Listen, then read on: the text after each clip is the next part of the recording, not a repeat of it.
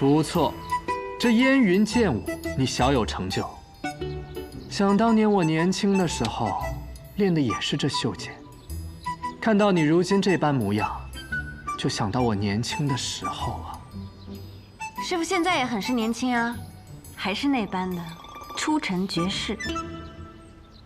像我们这般风采的人，就得习得最美的武功，然后每次登场的时候都必须风华绝代，像师傅那样，美男抬轿，童子开路，轻纱垂落，容貌半遮。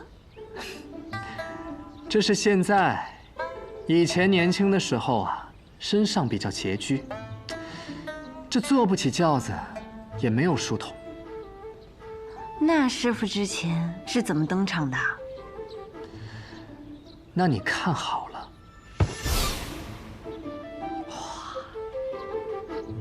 像我们这般风采的人出场，首先呢要先有音，再有意境，再负手，然后翩然落地，露出脱俗的背影，再微微侧手。自我介绍？不，这仅仅只是酝酿。等到大家发出惊叹声之后，你再悠然地说道：“对不起，我来晚了。想要在此做什么，就先问问我手里的剑。”可是师傅，要是对方没有惊叹怎么办？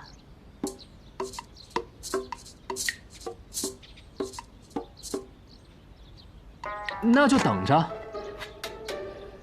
一定会有惊叹的。嗯。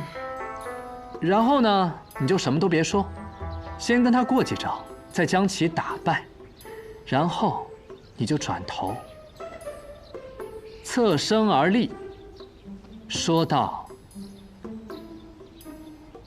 我乃公子柳月。”仙子落霞？没错，就是这样。你先练一遍。当着师傅你的面练一遍？不然呢？有什么问题吗？真的很难为情呀。这有什么难为情的？你呀，可以向你的洛轩师叔好好讨教讨教。这种呢叫做格调，不是做作，不要有包袱。是，师傅。行，为师呢就先走了，你先练着。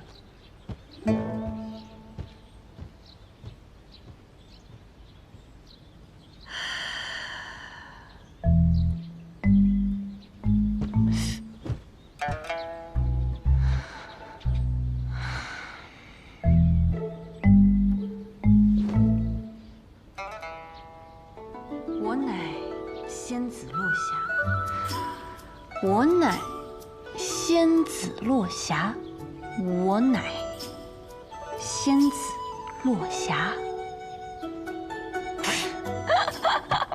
这也太丢人了吧！我怎么还真练起来了？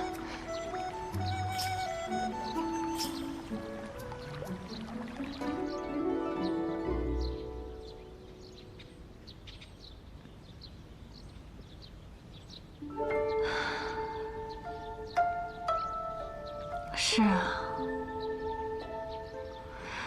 我怎么还真的练起来了？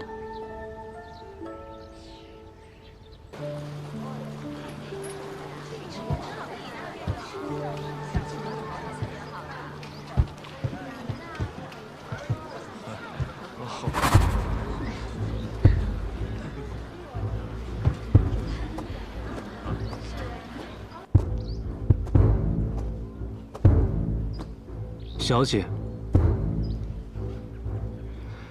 小姐已经成为学堂弟子了，怎么还记得我们天外天？那日我没按计划行事，你对我有气也是应该的。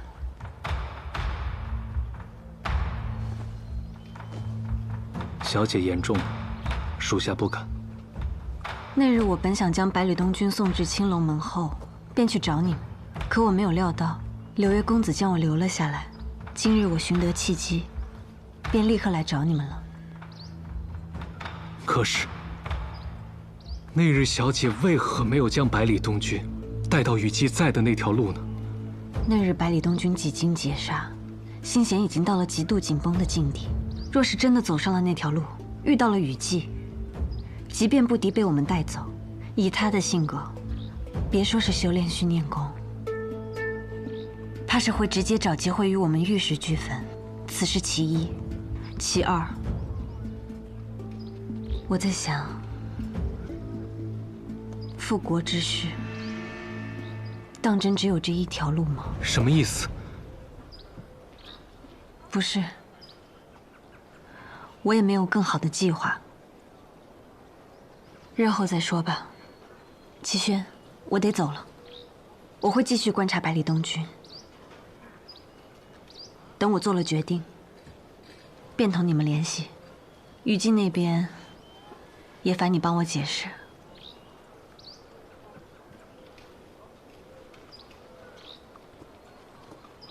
小姐，还有何事？我该不该把另一个天生无脉之事告知小姐呢？无事。小姐，宜多保重。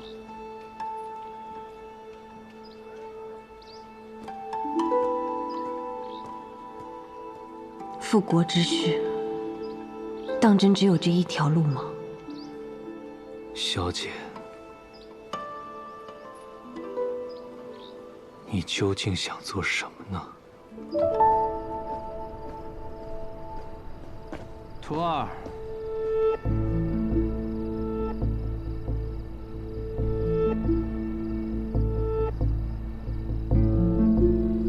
师傅。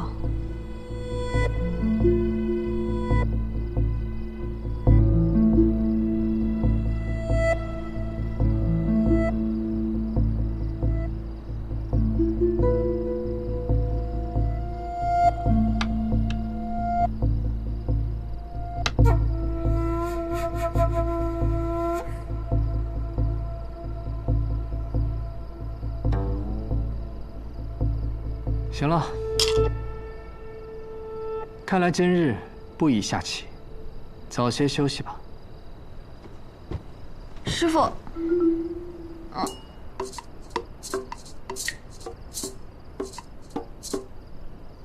你是不是以为我要问你去哪儿？可这关我什么事呢？我是真的很无聊，想找你下棋罢了。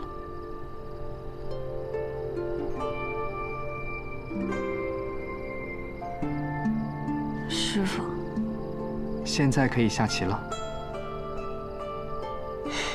嗯，来，下。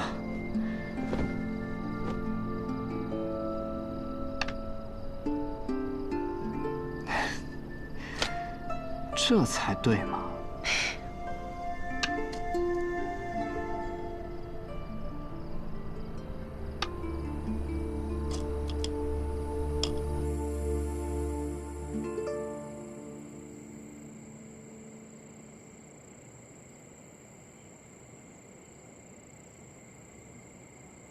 云哥哥，这个送给你。这是什么？我娘亲开始教我女工了，这是我绣的第一只荷包。文娟绣的太好看了，我好喜欢。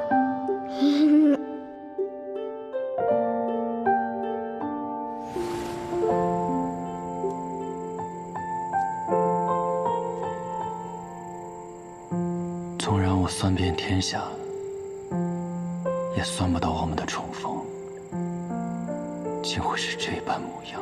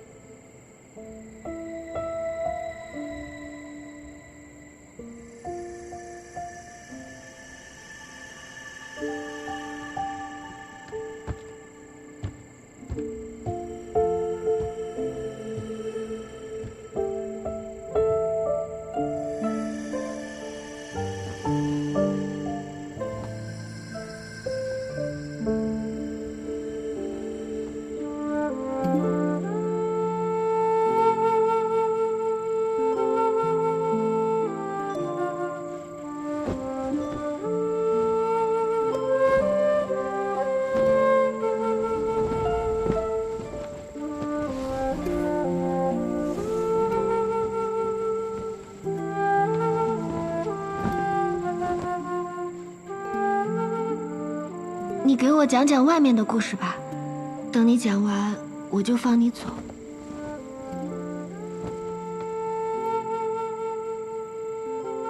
我很久没有离开这里了，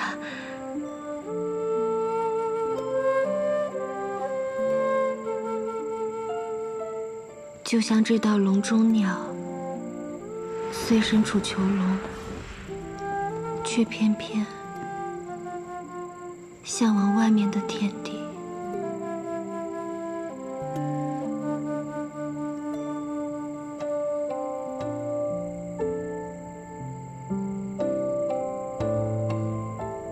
我若说想带他出去，也不知道他肯不肯。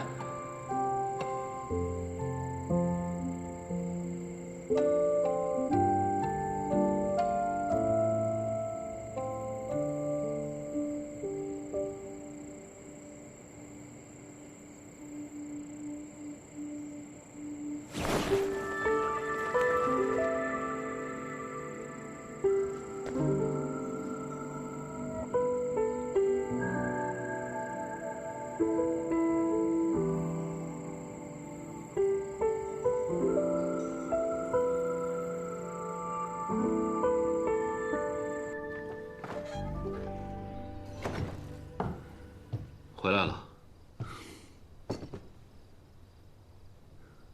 白日里，我见到了小姐。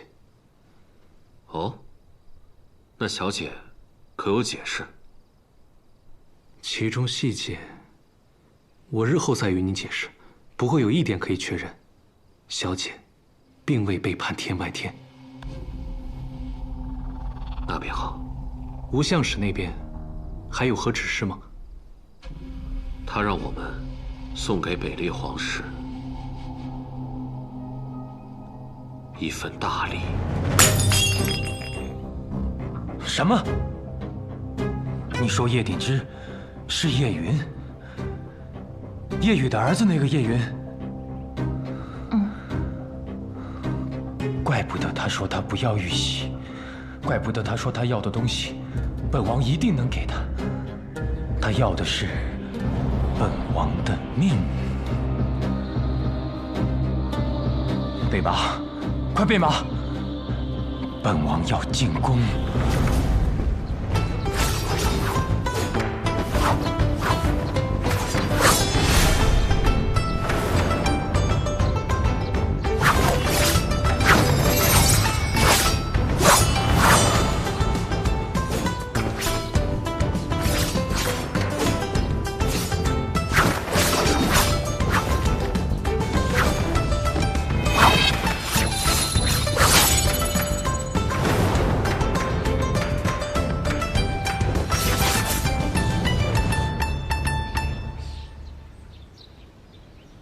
早啊，叶鼎之。姑娘早。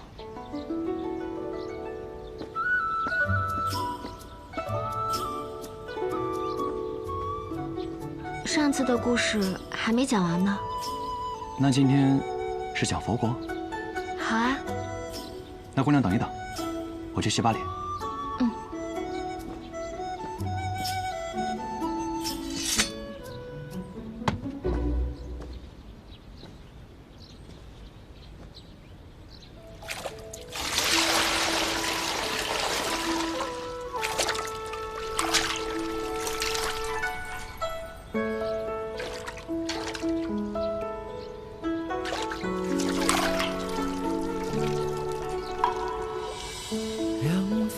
出现，燕雀切切穿林间。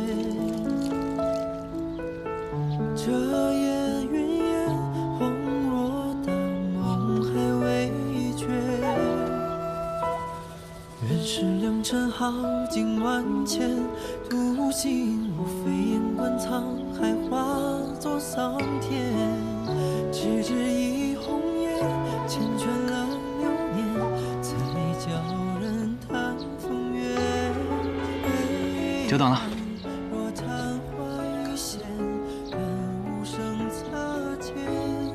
怎么？啊，没事。不冷吗？睡。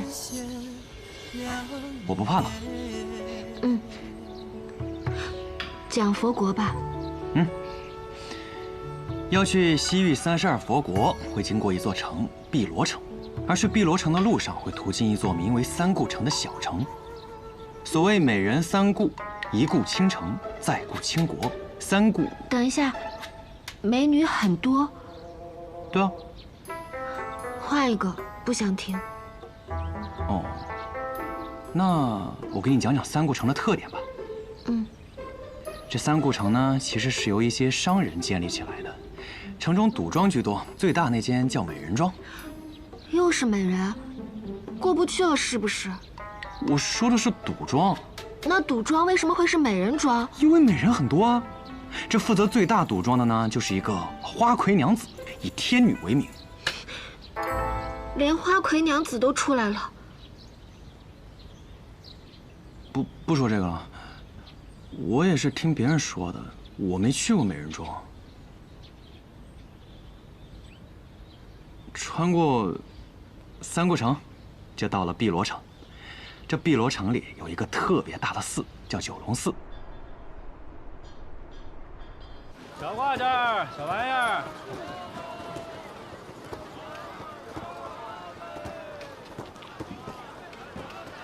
轩儿，书这么好看啊！李先生，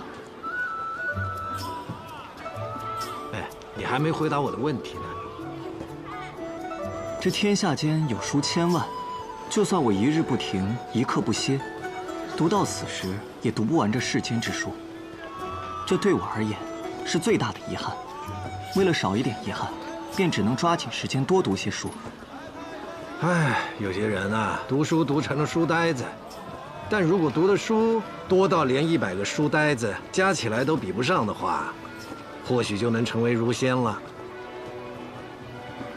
小子，你说你这师傅哪里比得上我？要武功不会武功，要名气没有名气，你还不如跟着我呢。这样吧，我给你破个例。我虽然已经收了关门弟子，但你仍然可以变成我的关门弟子，还多了一个字呢，如何？不要。你读的书没我师傅多。谁说的？我的年纪至少比他大2倍，我走过的桥比他走过的路要多了，我看过的书自然也比他20年前看过的还要多那么一点吧。我武功比他强啊。武功，从书上学就行了。哎呀，你呀，大概是这天底下唯一一个拒绝做我徒弟的人。先生此言差矣。你去问那田间的庄稼汉、青楼的花魁女，亦或是沃千金的富家翁，想必都不愿意做先生的弟子。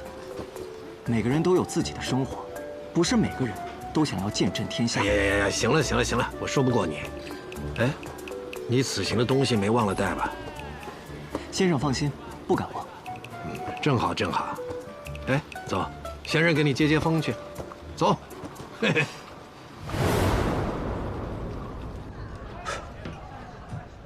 博少伟师兄，你们私底下互相揭开盖头见过面吗？师弟，这个不叫盖头。小师弟，你应该多读点书。嘿，别避重就轻了。对了，这不是祝贺我入门的宴席吗？来了我朝思暮想的碉楼小筑，是不是有秋露百合呀？秋露白1月只有1次，今日怕是没了。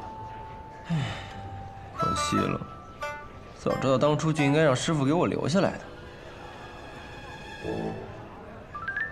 哎，对了，我们吃饭不叫师傅吗？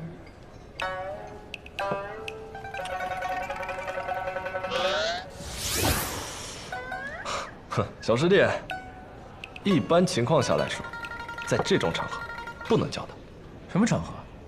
为何呀？哎，知道的越少，对你越好。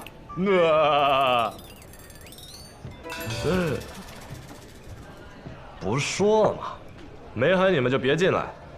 门外有位客官让我问问几位公子。问什么？说。先生没到，应该开席吗？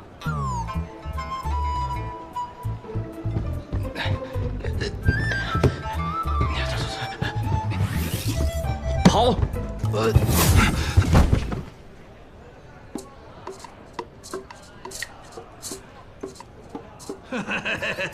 一起喝酒，躲什么呢？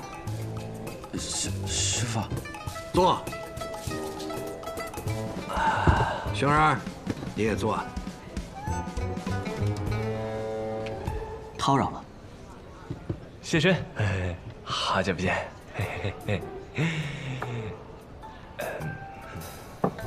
梅儿，这位是？没大没小，你猜呗。还真以为我不知道啊！既然你们都认识他，他要是师傅带来的人，那北篱八公子里面，除了素未谋面的无名师兄，还有远在西南道的顾三师兄，那就只剩下清香公子了。聪明啊，小东爸。师傅好久没有跟你们一块喝酒了，这么大手笔，应该是老七请的客吧？你们这位新来的小师弟小东八初入师门，是应当好好庆祝庆祝。你们说吧，想怎么喝，为师奉陪。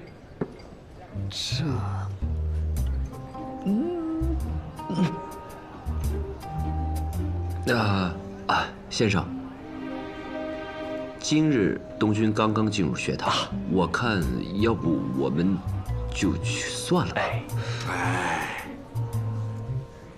哎，怎么能算呢？来，我们一起敬师傅。哎，好东八，来喝酒，干！喝酒，喝酒啊！哎呀，好酒好酒，老七，我跟你说，一个男人在家最重要就是地位。李新月带我去百花楼的时候，他都会帮我结账。嗯，挺好。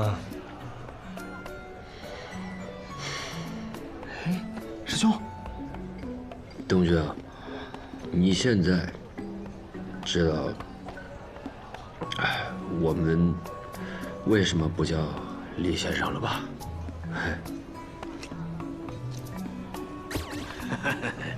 百年不忘人间梦啊，千杯不醉得长生啊！当年诗仙可是为了我写下这首诗的，各位，怎么都醉了呢？真没劲。嘿，东爸，我看就你酒量最好，来，陪我喝一杯。干，干，干不了。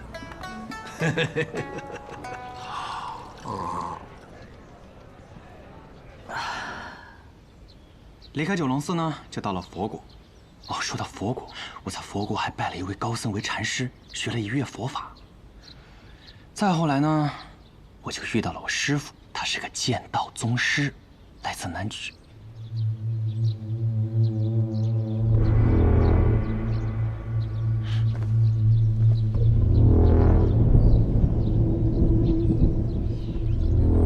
师父，东爸。你初入师门，为师为你准备了一份礼物。真的假的？还有礼物？当然是真的。为师可是从不说谎的李先生。星儿，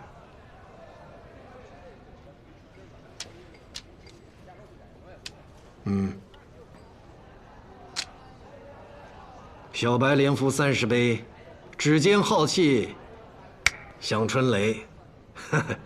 这可不是一般的书酿的，也不是普通的酒。你之前的师父古尘也看过此书，如今我把它送给你了，收好它。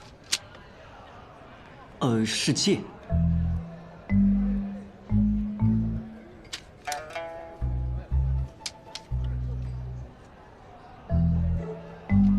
多谢师父，多谢清香公子。酒喝完了，该打一架了。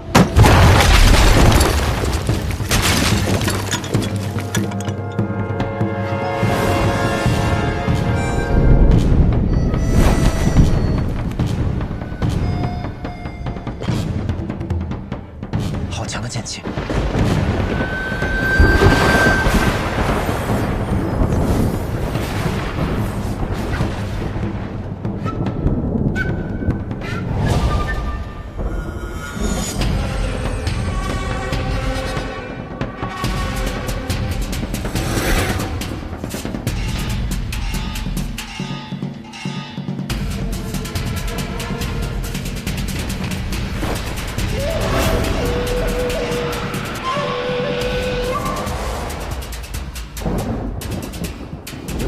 你们瞧瞧，比宣六还要做作的人终于登场了，闹这么大动静，生怕别人不知道他是谁似的。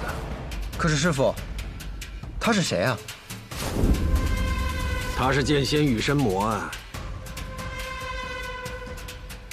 李长生，好久不见，好像也不是那么想见你。他是男的？他是男的。可为什么他练的是魔仙剑？魔仙剑传言乃凡人向魔神借力，传下剑谱，修炼此剑者极易遭到反噬。他就是在试图强压魔仙剑反噬的时候出了岔子，以至于身子虽然是个男儿身，但面容却越来越像女子。哦，羽生魔，你从南绝远道而来，所谓何事？找人。我不是来找叶灵芝的。你知道？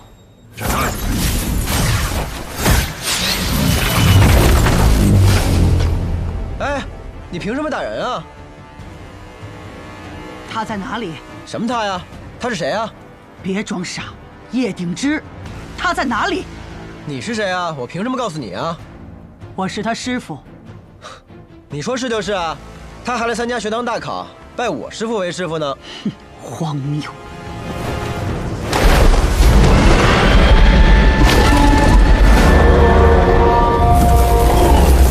起剑！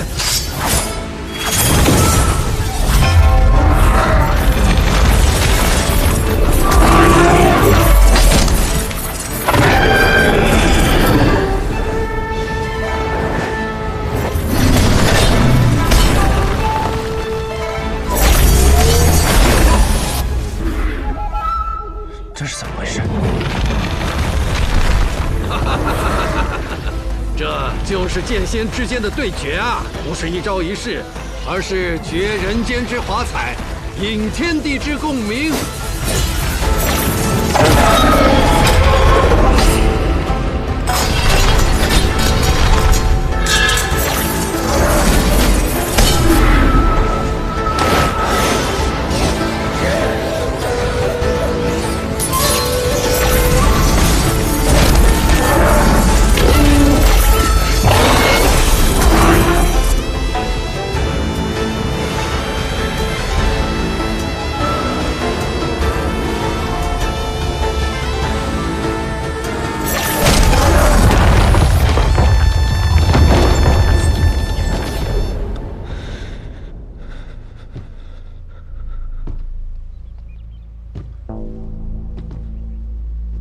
陛下，是羽生魔的旋风剑。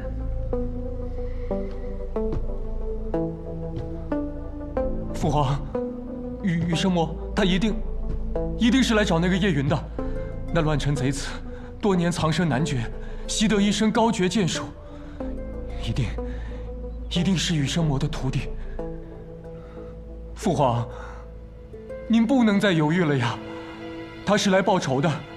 他要儿臣的命啊！儿臣虽然死不足惜，可儿臣更担心的是父皇您的安危啊！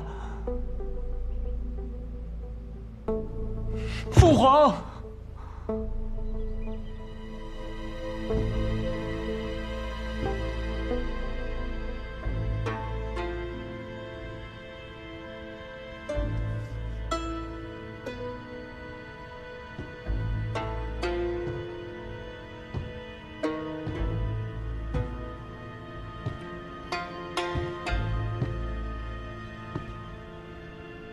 发布通缉令，全城搜捕叶挺之。遵旨。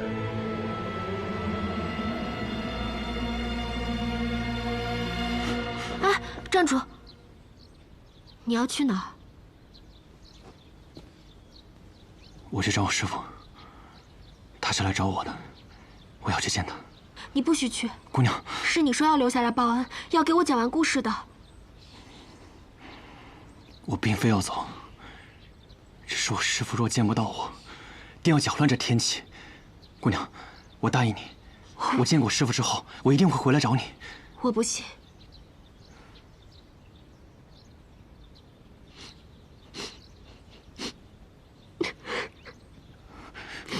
姑娘，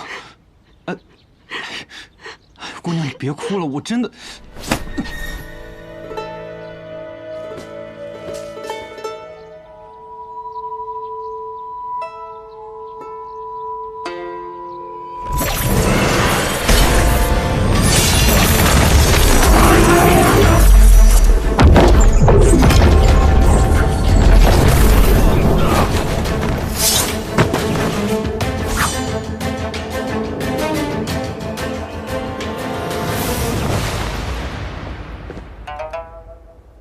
真是难得啊！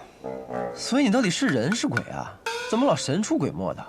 李长生和羽生魔一共对决过3次。第一次，李长生已是天下闻名的剑客，而羽生魔才刚初入江湖。羽生魔挑战李长生，败于他的一剑之下。由于当时羽生魔并无名气，故此这一战几无人知。第2次，李长生依旧一剑胜之，羽生魔剑折，故此改练魔仙剑。 第3次无人得关，不过往后的8年，羽生魔再未踏足北离。所以，你是来干嘛的？此乃绝世对决，自然是来记录的。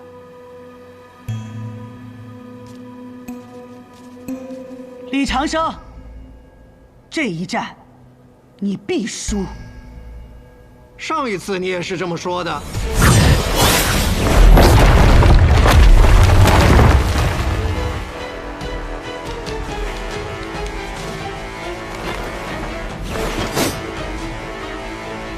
打完这一仗，学堂得赔不少钱呢。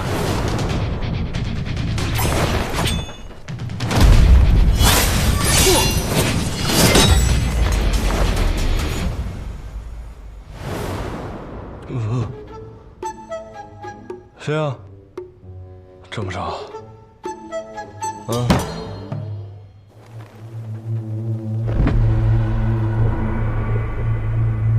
不是，这就打完了？没那么快。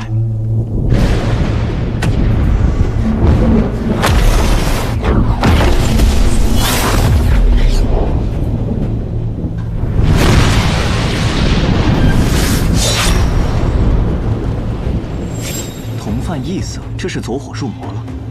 我在一本书上看到过这种说法。的确是走火入魔了，不过不是普通人练功的走火入魔。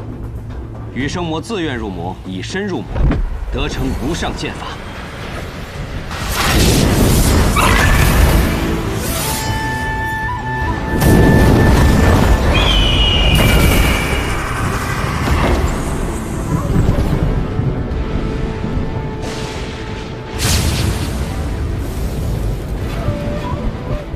你呀，真是数十年不改的做作，不闹出点大动静，就不像个高手似的。剑落。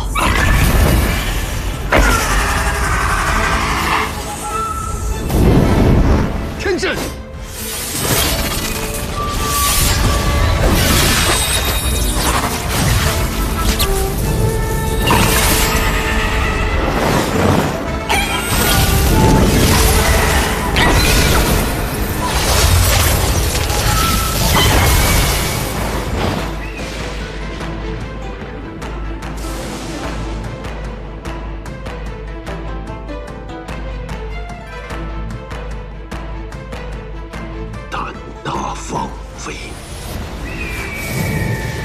这就是传说中的天打雷劈。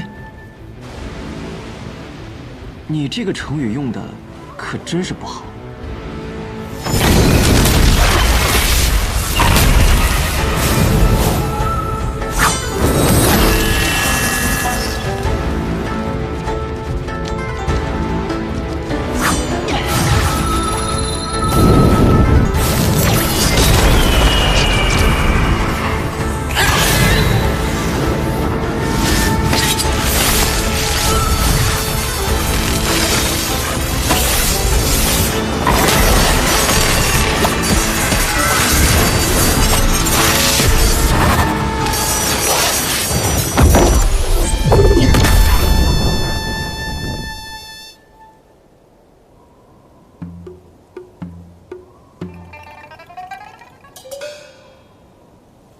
他们人呢？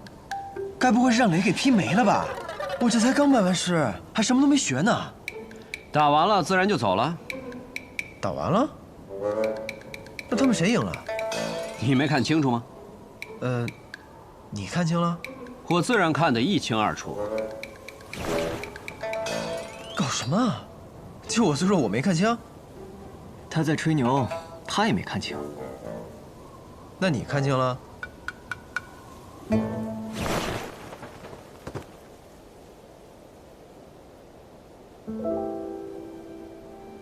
果然是天下第一。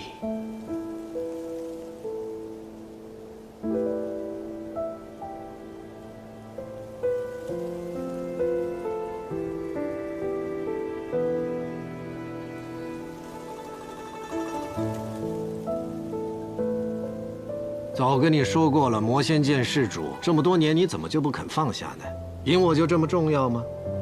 嗨，其实啊，你只要回去好好休养，再锻炼锻炼身体，熬过几年，等我死了，你再来争这个天下第一，不是更容易吗？谁都不知道你活了多久，我怕是等不到那天了。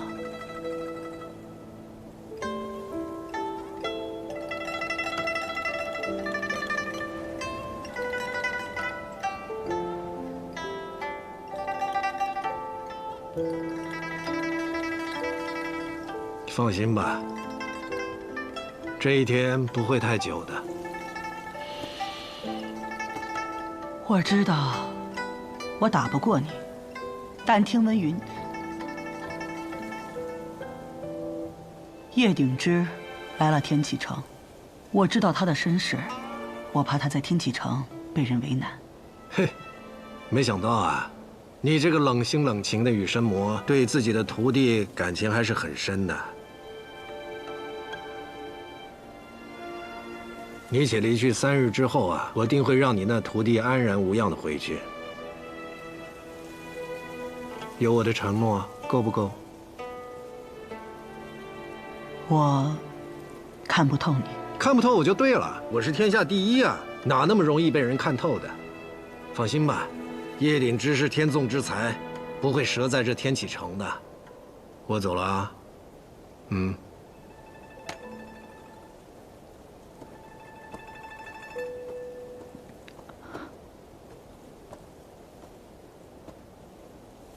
哎，你这辈子打不赢我。倘若往后你的徒弟打赢了我的徒弟，也算你赢。哈哈，哈哈哈哈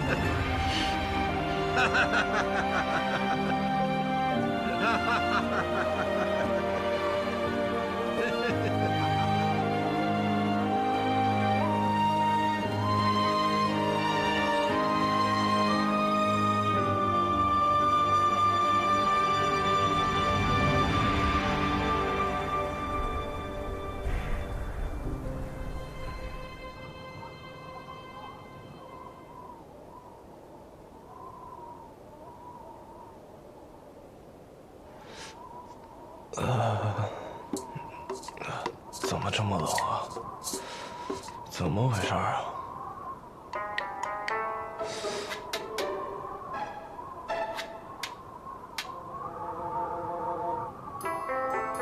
这屋顶怎么破这么大一个洞啊？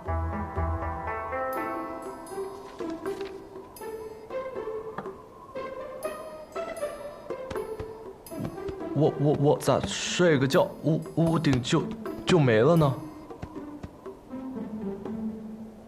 是啊，你要再不行的话，就要变成冰棍喽。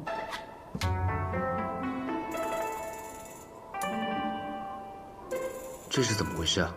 大概就是我们的师傅跟别人打了一架，在还没打之前就撞了个洞出来，而且这只是里面，你们是没看到外面。现在上面连一块完整的瓦片都看不到。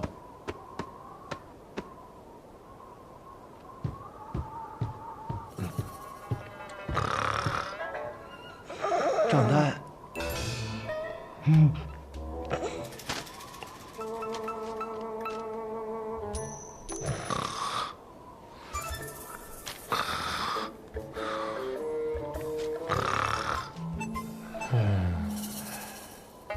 李先生不是只撞出了一个洞吗？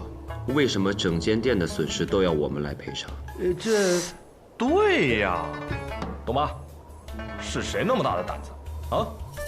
敢和师傅打架也就算，这钱不赔就跑了，咱们得跟他要啊。是啊，但怕是有些困难。此人是剑仙羽生魔。羽生魔？看来得让老七破费了。行了，拿着这个单子，明日去锦玉王府领银子吧。哎呀，得嘞。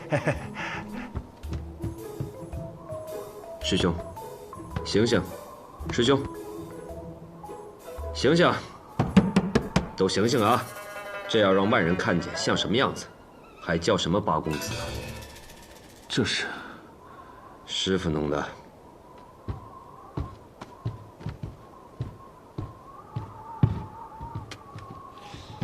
哎，这边，这边。哎，对了，谢玄，忘了告诉你了，这个明年的公子榜啊，就要变成北离9公子。我们几个已经把他的名号都想好了，你听听啊，9公子，9公子，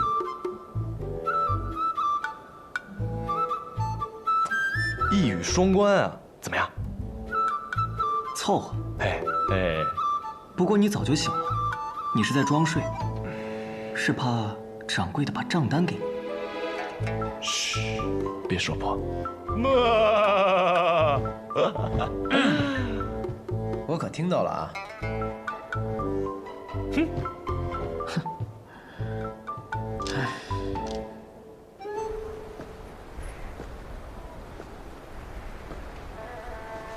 这个人见过吗？看看，没见过。没见过，再仔细看看，真没见过。走。又有人被通缉了呀，也不知道犯什么事儿了。这年头，哎，谢轩，反贼长得还挺眉清目秀。昔日将军府余孽，说不定啊，以前还是个小将军呢。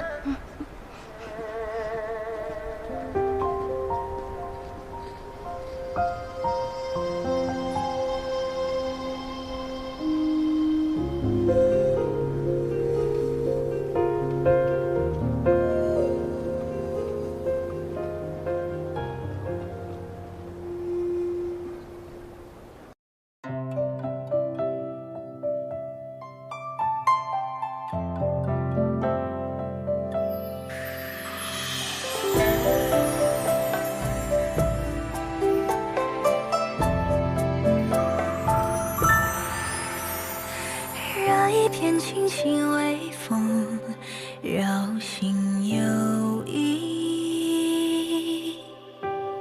听波般忽泛涟漪，人教春泥。只听枝桠攘攘嬉戏，在风下喃喃细语。月下描摹花。